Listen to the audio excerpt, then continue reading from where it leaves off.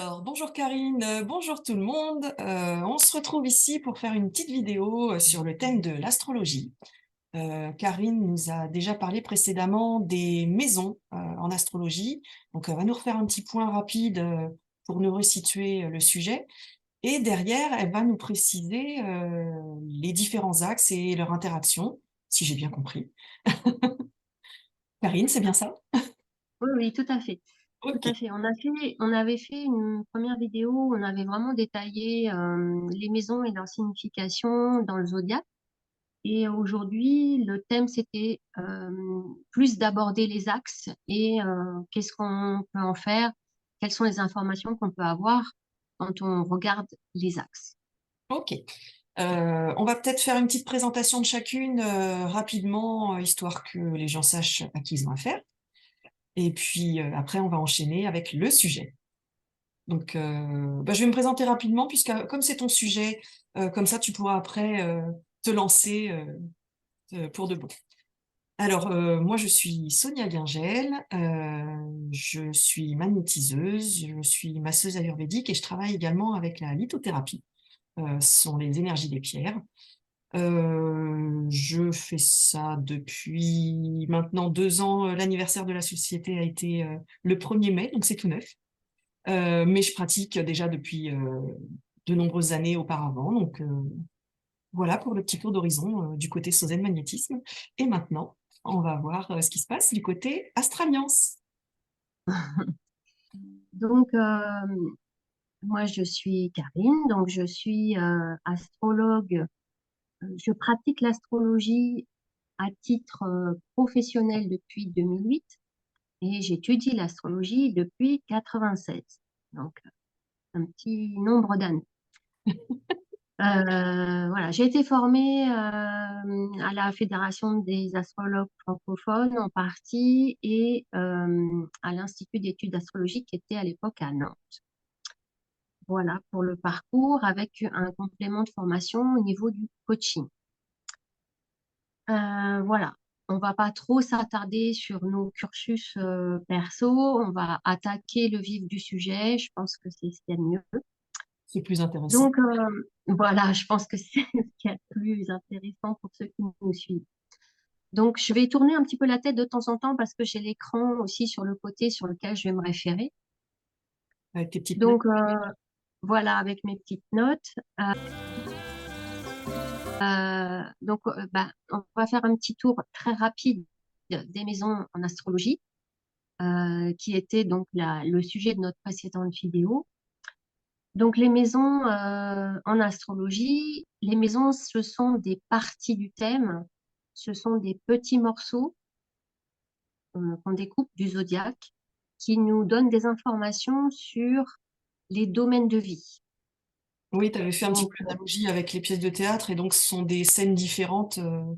voilà, ce sont si on prend le zodiaque comme référence de pièces de théâtre, les maisons sont effectivement différentes scènes dans lesquelles viennent jouer les planètes, donc les acteurs, et ils vont aussi se parler entre elles et donc créer un dialogue, des échanges d'énergie qui viennent animer un petit peu notre zodiaque. Donc, petit rappel très rapide mais très important, nous ne sommes pas déterminés par notre thème de naissance, bien sûr. Toutes les possibilités, toutes les possibilités sont en nous. Et voilà, à nous de travailler ou pas telle ou telle partie, de développer telle capacité ou pas. Et on est vraiment dans l'idée que nous avons constamment notre libre arbitre. Ça, c'est essentiel. Ok, on nous donne les cartes, à nous de les jouer dans l'ordre qu'on souhaite. Tout à fait, tout à fait. Donc, on ne se ferme aucune porte, bien au contraire. L'astrologie, c'est vraiment, voilà, on s'ouvre toutes les possibilités à condition d'y travailler, bien sûr. Donc, pour aborder très rapidement les maisons, chaque maison est associée à une planète. On dit que la planète est en domicile quand elle est dans ce signe. Donc, la maison 1 euh, est en référence au signe du Bélier et donc en référence à la planète Mars qui est associée, enfin on symbolise un peu cette maison à travers notre identité profonde, ce qu'on est vraiment au fond de nous dans notre intimité. Oui. Donc, maison 1, le Euh, bélier, c'est le premier signe astro qu'on entend. Voilà, c'est le début du zodiaque, effectivement, tu as raison de le rappeler. C'est le début du zodiaque et c'est aussi le signe du bélier marque la nouvelle année astrologique. Pour D'accord, nous, les astrologues, c'est vraiment le début de la nouvelle année. La maison 2 est la maison du taureau, donc la maison également de Vénus. Et donc, cette maison est associée à tout ce qui touche, je dirais, au corps, d'une part, le taureau, à à notre valeur, à ce qui représente notre propre valeur, et à la valeur, bien sûr, l'argent, nos biens matériels que l'on acquiert. La matière, mais aussi les biens que l'on acquiert, pas ceux que l'on hérite. Ceux que d'accord, l'on hérite, c'est une autre maison. La maison 3 est assimilée au signe du Gémeaux, donc à Mercure, et donc à la communication. Chaque maison joue un rôle aussi, je dirais, chaque maison a la précédente aussi, d'accord. puisque, voilà, puisque la maison 1, qui est la maison de notre moi intérieur, si on est bien dans notre moi intérieur et qu'on est équilibré dans ce qu'on est, dans ce qu'on, voilà, qu'on a bien conscience de notre identité, on peut, dans la maison du taureau, prendre soin de notre corps, prendre soin de nos ressources, prendre soin de nos biens matériels. Tu vois, ça en découle, en fait, quelque part. Oui, bah, c'est ce qu'on C'est dit un, aussi dans c'est les un- soins énergétiques, c'est que quand on est bien avec soi-même, on est en mesure d'apporter du bien à l'extérieur et aux autres. c'est ça. C'est un petit peu comme la référence à la pyramide de Maslow également. Donc, il y a des niveaux qui doivent être remplis pour pouvoir arriver au niveau. Oui, les besoins vitaux et ensuite on progresse. Voilà, voilà, tout à fait.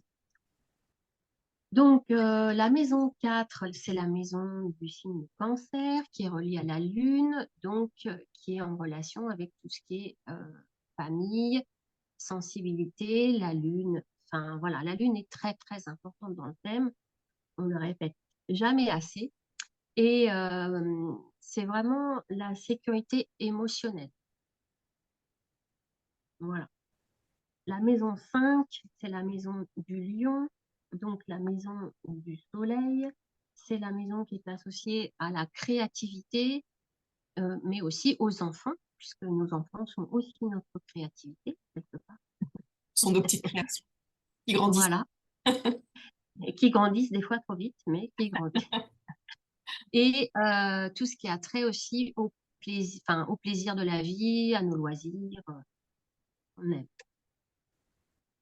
La maison 6, c'est la maison de la Vierge, donc en relation également avec Mercure. Donc, c'est notre maison du quotidien. On va dire que c'est vraiment la maison qui est en relation avec nos activités dans le quotidien. Donc, bah, le travail, en l'occurrence, mais aussi bah, notre santé, aussi nos train-train quotidiens. Voilà, tout ce qu'on peut aborder dans le quotidien. J'ai une question qui me vient là. Oui, je sais, j'en ai toujours. Pardon? J'ai une question qui me vient. Je sais que j'ai toujours des questions qui arrivent quand tu me racontes tout ça, mais là, tu nous dis, donc les maisons sont en lien avec les signes, donc les signes sont reliés à des périodes de l'année. Est-ce que du coup, là, tu étais sur la maison 6, donc la maison 6, c'est le mois de juin. Est-ce qu'au mois de juin, on est plus enclin à ressentir l'impact de cette maison ou est-ce que c'est toute l'année sans variation, enfin, avec des variations bien sûr en fonction de notre évolution, mais est-ce que c'est lié ou non justement à la période de l'année, puisque c'est lié au signe?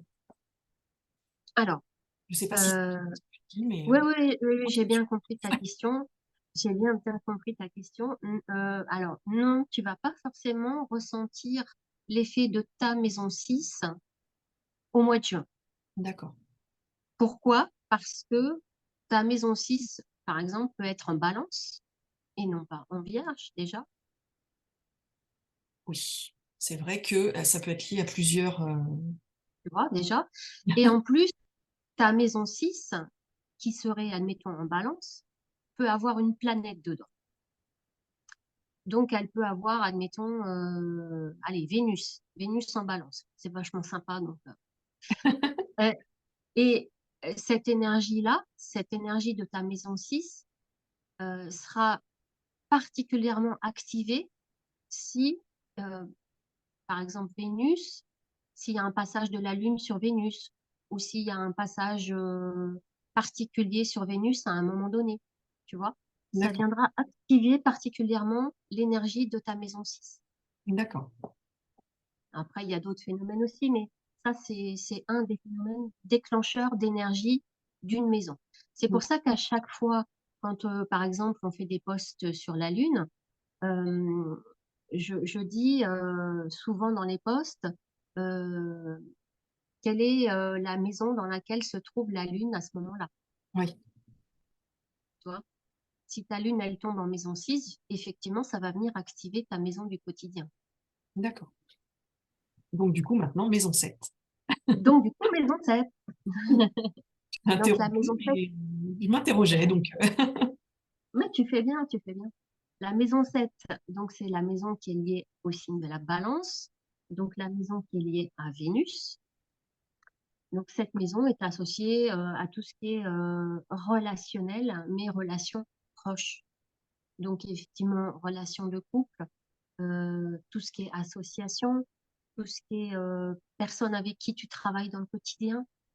Euh, la voilà, c'est famille. vraiment. Non, la famille, c'est. Non, la famille, c'est plus lié à la maison qui est en cancer, D'accord. tu vois. Donc, c'est. Là, c'est plus l'environnement, mais proche. D'accord. Donc, la maison 8, c'est la maison qui est liée au signe du Scorpion, donc à Pluton. C'est la maison qui est associée aux transformations. Souvent, on n'aime pas trop cette maison-là parce qu'elle est associée aux transformations, y compris à la mort, Ah oui. qui est une transformation. Donc, celle-ci, elle ne plaît pas toujours. Mais c'est aussi la maison de la sexualité. Donc, bon, faut retenir le côté plus positif. La maison 9 est associée au signe du Sagittaire, donc à la planète Jupiter. C'est une maison qui est associée à tout ce qui est en relation avec l'étranger, avec la transmission aussi, transmission de connaissances, D'accord. Donc, et avec, l'enseignement de manière générale. non, à l'enseignement, mais supérieur. D'accord. Voilà. L'enseignement, la petite école, on va dire, c'est associé au signe du cancer aussi. D'accord. Donc là, ça serait vraiment l'enseignement supérieur, la philosophie, et puis la relation à l'étranger. La maison 10, c'est la maison qui est liée au signe du Capricorne et donc à la planète Saturne. Donc c'est une maison qui est en relation avec le côté vraiment social, notre image sociale. Donc le travail en fait partie, notre métier, et la carrière, la réputation aussi, notre réputation. Si on a une dimension euh, un peu plus importante au niveau social, hein, puisque la réputation, pour la majorité des gens, c'est pas forcément quelque chose qui va ressortir, et la réussite, voilà, professionnelle. Oui, tu avais dit l'autre fois, il me semble, le lien avec les différentes associations qu'on peut avoir aussi. Les associations euh, non lucratives, les choses comme ça, non? C'était pas ça aussi? C'est la maison 11. C'est la Ah, maison 11. mince, je suis en avance. Il va falloir que je révise, je vais pas tout bien mémoriser. Ça, c'est la maison 11, qui est donc liée avec le signe du Verseau et la planète Uranus. Et cette maison est associée aux groupes, que ce soit des groupes d'amis, des groupes associatifs dans lesquels on a une activité, ou des groupes dans lesquels on va partager un intérêt particulier, une passion, voilà. D'accord.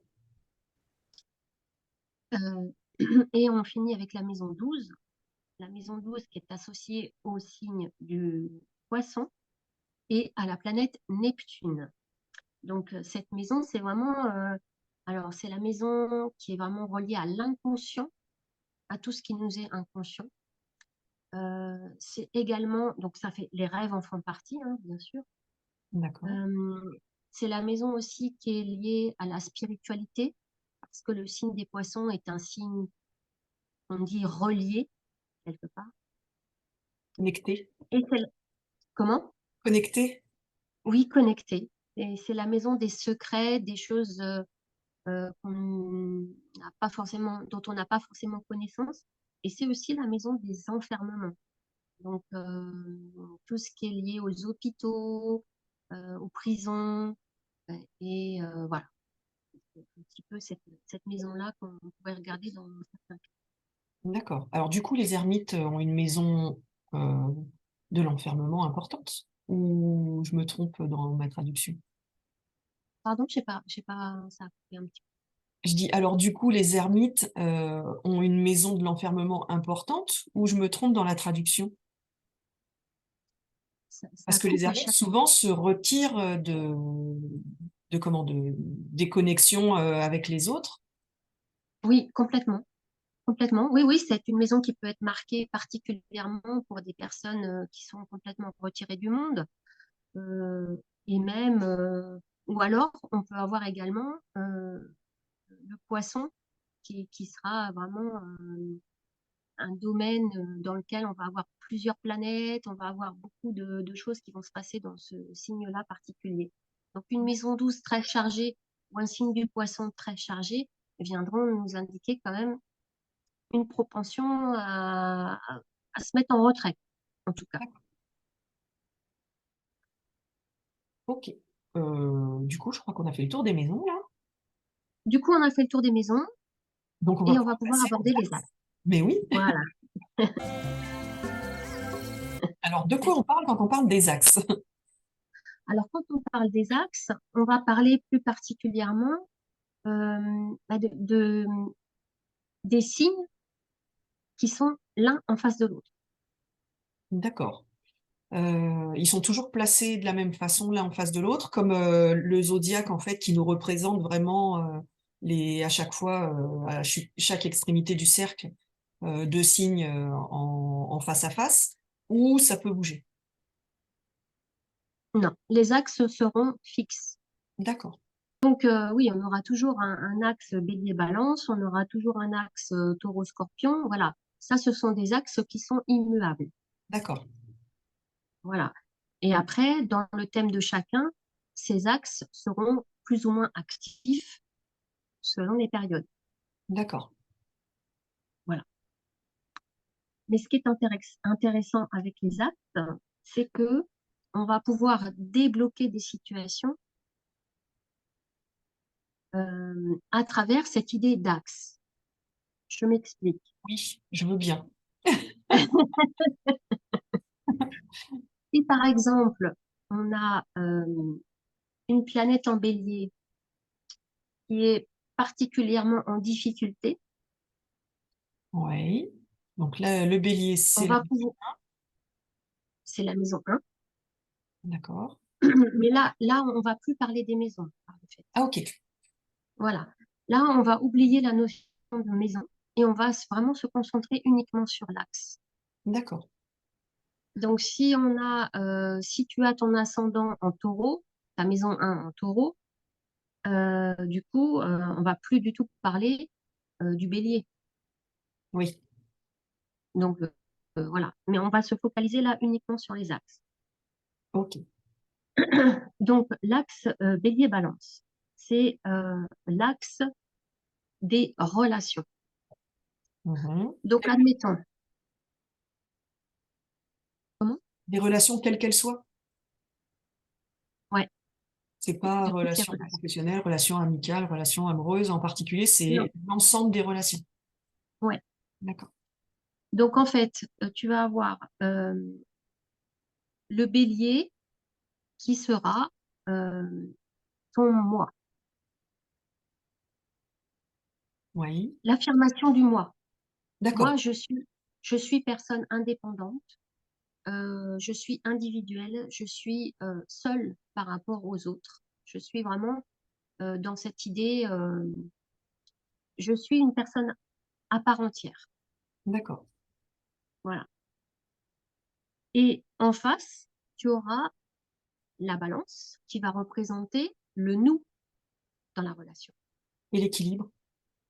Voilà. Et donc, il faut trouver l'équilibre entre moi, je suis une personne à part entière et la relation à l'autre dans le nous. Hmm. Et donc, à un moment donné, si on a une planète qui est un petit peu pas très à l'aise, soit en bélier, soit en balance, il va falloir rééquilibrer un petit peu tout ça. D'accord, D'où l'intérêt de ces axes. ok. Alors, tu les identifies Donc, comment, les axes? ah ben, ils sont toujours les mêmes en fait. Oui, mais l'axe sur lequel on devrait travailler, comment tu vas l'identifier, le repérer?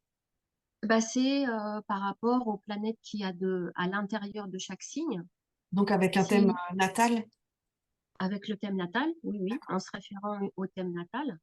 Et on va aller regarder un petit peu où est la planète en difficulté, sur quel axe elle est, et comment est-ce qu'on peut essayer de venir rééquilibrer un petit peu l'énergie de cette planète-là qui circule pas très bien. D'accord, Voilà. Après, on peut aussi travailler d'une façon différente, c'est-à-dire qu'on peut venir, si par exemple il y a le passage de la Lune qui arrive sur cette planète en difficulté, quelque part, on peut venir aussi travailler à ce moment-là sur cet axe. d'accord, Ça vient donner une énergie, ça vient impulser une énergie à ce moment-là. Et donc, du coup, ça permet de pouvoir porter son attention à ce moment-là sur l'axe qui est activé. d'accord. Donc, oui, si j'ai bien compris, on a notre thème natal de base, qui est notre socle, sur lequel on se construit, avec lequel on va évoluer. Mais si aujourd'hui, on a envie de voir où on en est et savoir du coup sur quels axes il faut qu'on travaille, est-ce qu'il y a possibilité de faire un autre thème, qui du coup n'est plus un thème natal, mais un thème sur la journée où on se trouve, enfin sur la période Oui, où on se trouve? complètement, complètement. On va D'accord, venir faire le comparatif entre le thème euh, actuel et le thème de naissance. d'accord, ok. Après, il y a d'autres formes de calcul aussi, mais bon, on va pas trop embrouiller quand même. On peut pas parler de tout aujourd'hui, il n'y a pas assez de temps. Non, non, non. C'est 10 ans d'études, hein, donc on ne peut pas résumer 10 ans d'études Sans dans une déconner, je demi-heure. crois qu'on avait calculé 27 ans d'expérience au total, donc résumé en quelques minutes ou quelques heures, ça passe pas. Pas possible. Donc, le deuxième axe qu'on va pouvoir rencontrer, c'est l'axe taureau-scorpion. Donc, c'est vraiment, on va parler de l'axe vital. Vital, pourquoi? Parce que le taureau représente tout ce qui est matériel, donc y compris notre corps, qui est quelque chose de matériel, et le scorpion en face, qui représente la transformation et la mort. D'accord, Donc, du coup, cet axe-là, c'est l'axe qui représente vraiment notre relation à notre corps et la relation aussi qu'on peut avoir à notre transformation, notre régénération et voilà, tout ce qui vient nous transformer aussi. d'accord. Je suis désolée, j'ai encore une question. Tu- Parce que tu pars à chaque fois de l'axe avec le premier signe qui est dans le cercle et le second Oui, qui est en face. oui, Est-ce qu'on pourrait voir la chose à l'inverse et que ça aurait une signification ou un impact différent? Ou est-ce que non. c'est juste l'association de ces deux signes, en fait, qui nous donne l'axe, quel que soit le sens dans lequel on le voit? Oui, oui, c'est quel que soit le sens, parce qu'en fait, l'interprétation, elle va vraiment être différente en fonction du thème en lui-même D'accord. et pas de l'axe, en fait. Parce qu'après, à chaque signe, on a des significations. Et par exemple, on va faire des associations en disant, en prenant, tu sais, il y avait un jeu quand on était enfant, on mettait la signification des mots sous deux mots et on faisait des associations pour faire des phrases. Ah oui, Eh ben, c'est pareil. d'accord. Voilà. Ok. Ensuite, le troisième axe. Donc, ce sera l'axe Gémeaux-Sagittaire. Donc là, on va parler vraiment euh, de la curiosité, d'une certaine forme d'intelligence, euh, tout ce qui concerne le Gémeaux par rapport à la communication. Et en face, on a le Sagittaire qui, lui, est beaucoup plus en quête vraiment du sens de la vie, dans une philosophie, dans vraiment, et aussi dans l'idée de transmettre aussi des connaissances. Parce que il y a aussi le Sagittaire, c'est aussi la personne qui va venir faire de l'éducation, entre guillemets, transmettre une connaissance. D'accord. Voilà. Donc, c'est l'axe du savoir. Ok. Et l'axe suivant. Et donc, on va passer au quatrième axe, qui est l'axe d'évolution. C'est aussi l'axe de la matérialisation. Je C'est t'entends pas super, super bien. ah mince, Enfin, c'est un petit peu comme si c'était étouffé, alors que tout à l'heure, j'avais pas cette impression-là. ah, j'ai rien changé au niveau du son. Non, bah écoute, allons-y alors. Désolée. Ça va mieux ou pas? Ça a l'air d'être un petit peu mieux. D'accord. Alors donc, Donc, suivant. donc l'axe Cancer-Capricorne, l'axe de la matérialisation, c'est l'axe vraiment, donc avec le signe du Cancer, où on va, donc le signe de la Lune, j'avais oublié de signifier que c'était le signe de la Lune, et Mhm. d'ailleurs, le Capricorne est le signe de Saturne. Pardon. D'accord. Donc, avec cet axe Cancer-Capricorne, on va être vraiment dans la sécurisation émotionnelle qui va nous permettre d'acquérir aussi une sécurisation matérielle D'accord. avec le Capricorne. Donc, c'est comme si on a besoin d'être sécurisé à l'intérieur de nous pour aussi sécuriser notre côté matériel de nos vies. D'accord. Oui, il y a un côté un peu maternant, on va dire, Il y a réconfortant. tout à fait un côté maternant avec cette lune, donc maternant vis-à-vis de nous-mêmes, D'accord. maternant aussi vis-à-vis de l'extérieur, mais du coup, je dirais que ce côté lunaire vient surtout nous rassurer. D'accord. Oui, le côté réconfortant. Voilà, c'est ce qui vient nous réconforter, ce qui vient à partir du moment où on est un peu plus réconforté à l'intérieur de nous, on va être plus disposé à aller aussi vers l'extérieur Ok. et à gagner notre vie, à nous assurer, assumer matériellement et à voilà, enfin, cette démarche-là, ça fait partie de notre image aussi en Maison 10, notre image extérieure, notre image sociale. D'accord. Oui, c'est vrai Ouais, que là, du coup, il faut penser aux deux côtés en même temps. c'est ça, On n'a pas exactement. l'habitude de faire la gymnastique, ça paraît compliqué. C'est pas si évident que ça, c'est vrai. Mais enfin voilà, au niveau, euh, au niveau de l'astrologie, on va aller vraiment étudier les signes en détail pour aller ensuite avoir une vision plus globale et revenir ensuite à l'individu. Donc c'est ça qui est compliqué, cette gymnastique Oui, effectivement mentale, d'aller d'abord étudier le détail des signes, des maisons, des planètes, des significations de chaque petite partie du zodiaque pour ensuite faire une compilation un petit peu de tout ça oui, et pour revenir ensuite à l'individu. d'accord. Toi, c'est Oui.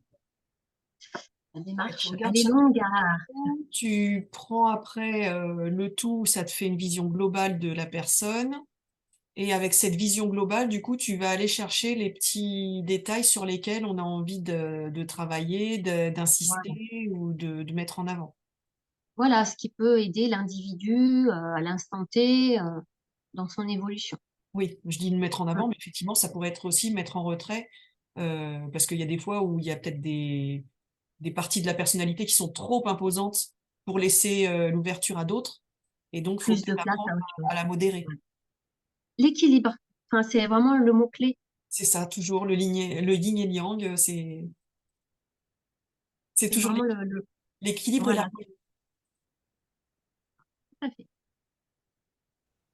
Donc, l'axe Lion-Verseau, qui est l'axe des talents, parce que le lion, lui, par son côté solaire, va nous pousser dans la créativité, dans vraiment dans la joie de vivre, euh, dans, dans cette extériorisation aussi, et qui va nous permettre d'aller vers le signe du Verseau, donc c'est-à-dire d'aller montrer au monde ce qu'on a créé, notre création, Ouais. notre côté euh, qui peut être artistique aussi. Oui, ça me fait Euh, penser, j'ai le mot exposition en fait qui me venait en tête. ouais, tout à fait, Mm. tout à fait. Donc voilà, montrer au monde Voilà, c'est ce ça. qu'on a amené dans la création. Exposer ce qu'on est capable d'apporter. Voilà, la participation, le partage à quelque chose d'un peu plus universel D'accord. à travers le verso. Et donc, j'ai pas parlé des planètes, hein, donc le lion est associé au soleil et le verso à Uranus. Et donc, on arrive au sixième axe, qui est l'axe de l'exigence, on va dire. C'est un axe qui est lié au signe de la Vierge d'un côté et du Poisson de l'autre. Donc vraiment deux signes qui sont particulièrement en opposition, comme tous les axes, hein, mais cela vraiment particulièrement, puisque la Vierge, c'est vraiment le côté matériel, comptable, c'est Rationnel. vraiment très rationnel, très terre à terre, la Vierge, qui est donc en opposition au signe du Poisson, qui lui est en totale connexion avec l'univers, mais voilà, à un niveau plus, et qui est absolument pas dans le côté matériel des choses, qui est vraiment en reliance avec quelque chose de supérieur dont on ne sait même pas de quoi il s'agit vraiment, parce qu'il y Oui. a ce côté, le poisson, c'est aussi la planète qui est liée, c'est Neptune, donc c'est vraiment quelque chose de très nébuleux, de très Ange. insaisissable, de très, Oui. voilà. Et donc, du coup, cet axe de l'exigence, c'est l'exigence du corps, l'exigence de la matière, ce que nous impose notre vie matérielle Mhm. par rapport à l'exigence de notre âme, notre besoin de spiritualité et notre besoin d'idéalisme aussi, puisqu'il y a ce côté-là aussi avec le poisson, qui va idéaliser un monde, qui va imaginer aussi, côté imaginatif. Mais ça fait un grand écart au niveau des énergies entre le très matérialiste et le très spirituel. Euh, L'équilibre est dur à trouver entre les deux là.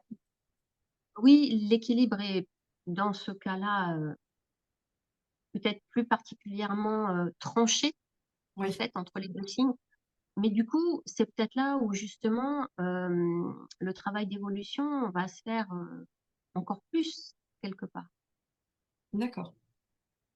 Oui, parce que ça nous impose de vivre les deux extrémités et du coup d'essayer de trouver là où on peut arriver à être le mieux possible entre Exactement. ces deux Que extrémités.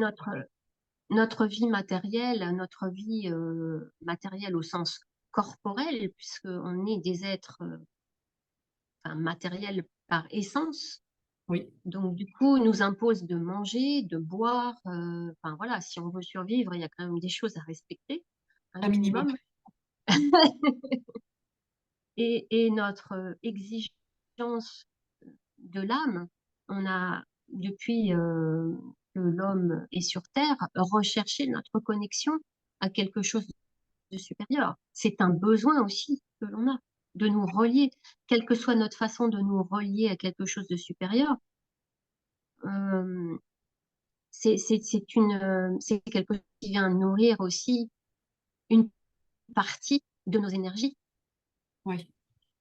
Alors du coup, est-ce que c'est pas aussi un peu l'axe des perfectionnistes, vouloir à tout prix avoir justement ces 2 extrémités, mais qui puissent être, modulées, mixées pour, Alors, bah, avec la Vierge, il y a vraiment cette notion de perfectionnisme, effectivement, de recherche de quelque chose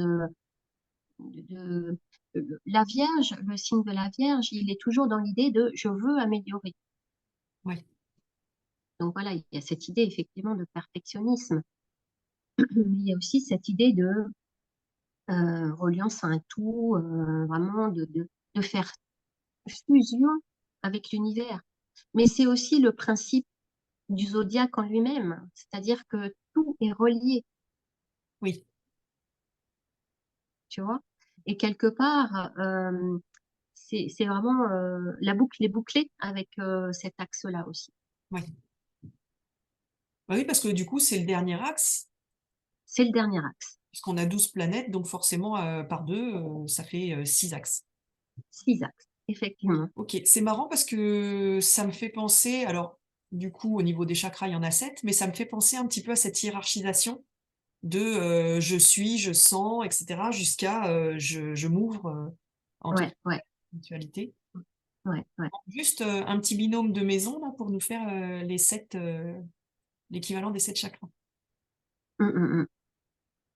Oui, c'est vrai que après on retrouve dans beaucoup de techniques, que ce soit des techniques par rapport au corps physique ou que ce soit des techniques un peu plus mentales, un peu plus ou carrément un peu plus spirituelles, on retrouve souvent des liens euh, je dirais, d'interprétation Oui, entre les différentes techniques.